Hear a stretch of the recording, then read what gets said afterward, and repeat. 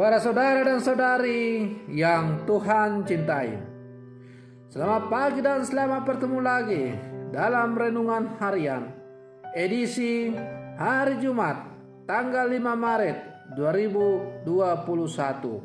Hari Jumat dalam masa Prapaskah yang kedua. Mengawali hari yang baru ini, kita hendak mendengar dan merenungkan sabda Tuhan. Marilah sebelum kita mendengar dan merenungkan sabda Tuhan, kita berdoa. Dalam nama Bapa dan Putra dan Roh Kudus. Amin. Allah Bapa yang Maha Mulia, semoga kami mengakui Dia yang Kau utus untuk menganugerahkan keselamatan kepada kami. Bangunlah kami menjadi gereja-Mu, dan jadikanlah Yesus Putra-Mu batu sandingnya yang mempersatukan kami semua menjadi satu kumpulan anak-anak-Mu. Bersabdalah ya Tuhan, kami siap untuk mendengarkan. Terpujilah Engkau Bapa, Putra dan Roh Kudus, kini dan sepanjang segala masa. Amin.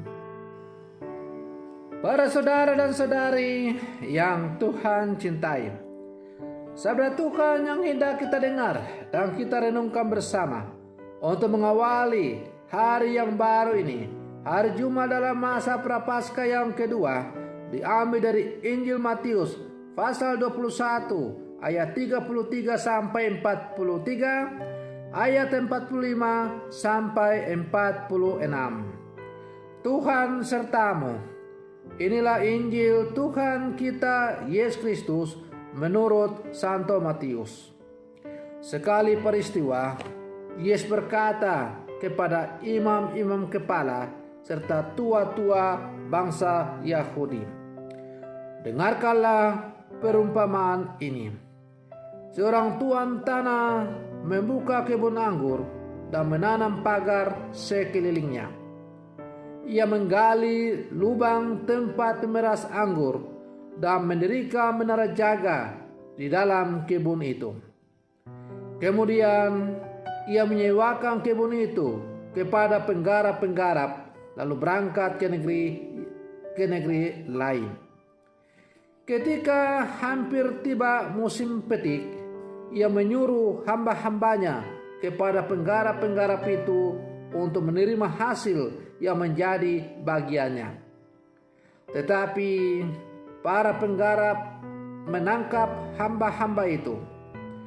Yang seorang mereka pukul, yang lain mereka bunuh, dan yang lain lagi mereka lempari dengan batu. Kemudian tuan itu menyuruh pula hamba-hamba yang lain, lebih banyak daripada yang semula. Tetapi mereka pun diperlakukan sama seperti kawan-kawannya. Akhirnya tuan itu menyuruh anaknya kepada mereka. Pikirnya, anakku pasti mereka segani.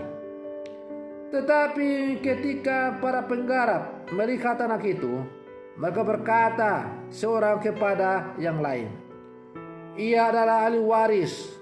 Mari kita bunuh dia, supaya warisannya menjadi milik kita."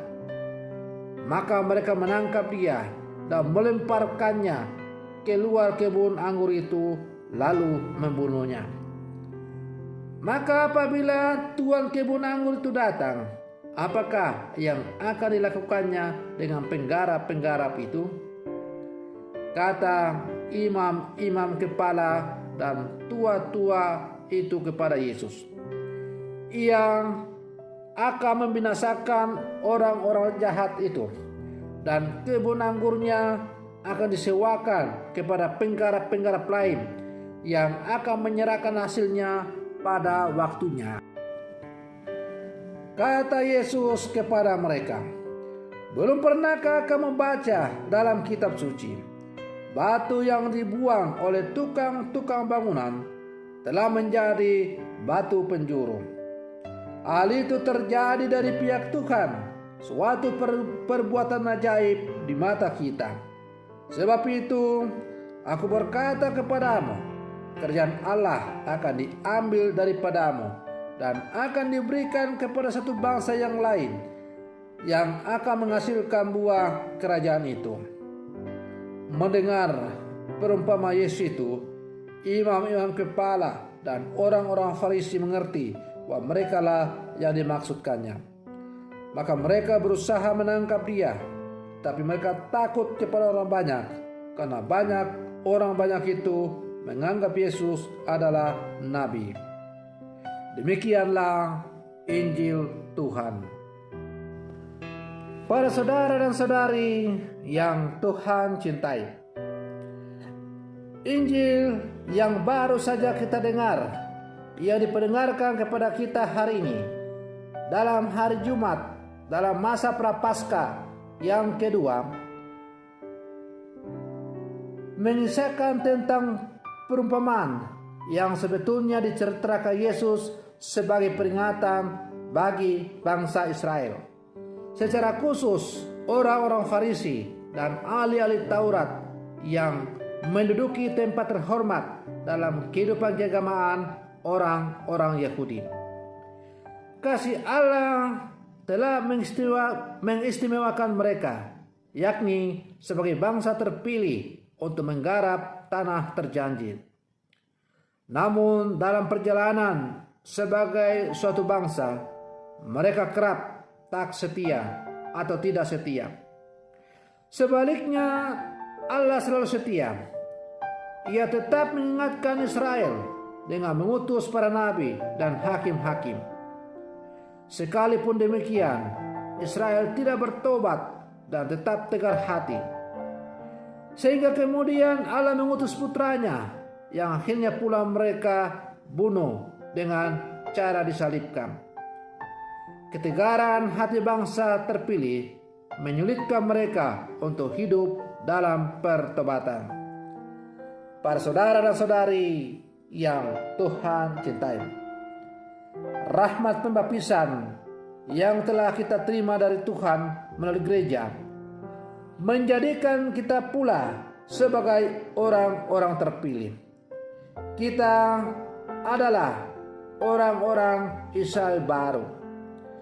Kalau bangsa Israel dibebaskan dari tanah Mesir dengan menyeberangi Laut Merah, maka kita telah dibebaskan dari Tuhan, dari tanah Mesir tempat perbudakan dalam dosa, dengan menyeberangi Laut Merah yang baru, ialah sakramen pembaptisan. Dengan menerima sakramen pembaptisan, kita dilibatkan Allah untuk menghadirkan kerajaan Allah. Karena itu, selain dengan pembaptisan, kita menerima tugas untuk menghasilkan buah yang baik sebagai persembahan bagi Allah. Karena ketika kita telah diangkat menjadi orang pilihan Allah dengan menerima sakramen pembaptisan, maka kita telah diangkat menjadi anak-anak Allah. Karena kita telah menjadi anak-anak Allah, maka itu berarti kita harus menghasilkan buah-buah berlimpah dalam kehidupan kita. Para saudara dan saudari yang Tuhan cintai, kita mungkin tak selalu mampu menghasilkan buah yang baik dan berlimpah. Namun bagi Allah, hal yang paling penting adalah kerendahan hati untuk selalu hidup dalam pertobatan dan pembaruan diri. Kita gagal bukan karena buahnya tidak berarti atau tidak banyak, tetapi karena kita enggan untuk bertobat. Maka hidup dan panggilan kita sebagai anak-anak Allah adalah hidup yang harus selalu diwarnai dengan pertobatan yang terus-menerus.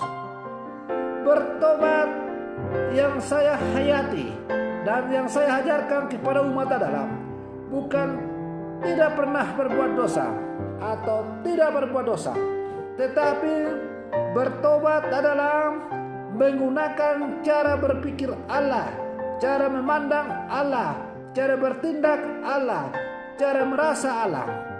Atau bertobat berarti kita menjadikan cita rasa dan karsa Allah menjadi cita rasa dan karsa kita sebagai anak-anaknya. Karena kita telah menjadikan cita rasa dan karsa dari Allah menjadi milik kita, maka akhirnya kita menjadi serupa dengan Allah.